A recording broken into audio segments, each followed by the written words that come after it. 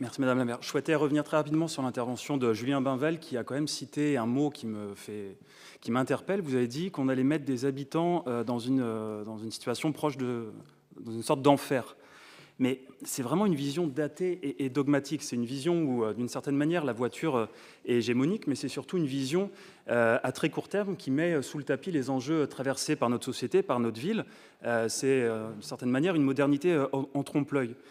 Car sous couvert de vouloir défendre les personnes qui vont travailler en voiture, ne cédons pas aux sirènes de ce conservatisme. C'est lui-là même qui tendrait à faire penser que la voiture est le moyen le plus efficace pour se déplacer. C'est un conservatisme qui fait de la voiture un objet de confort. C'est un piège.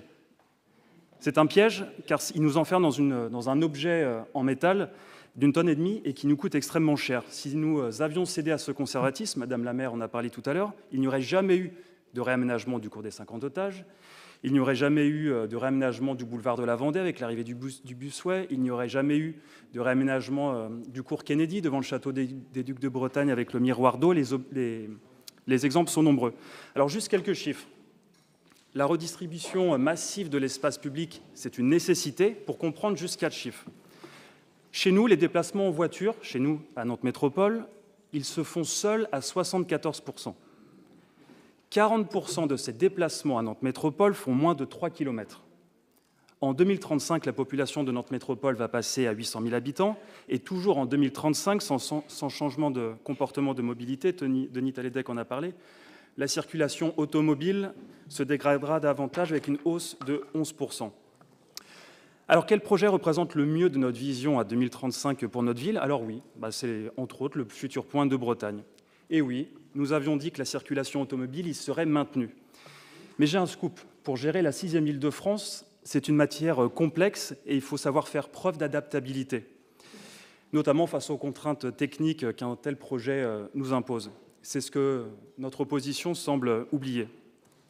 Alors pour conclure, aux automobilistes invétérés, j'ai 4 bonnes nouvelles. 1.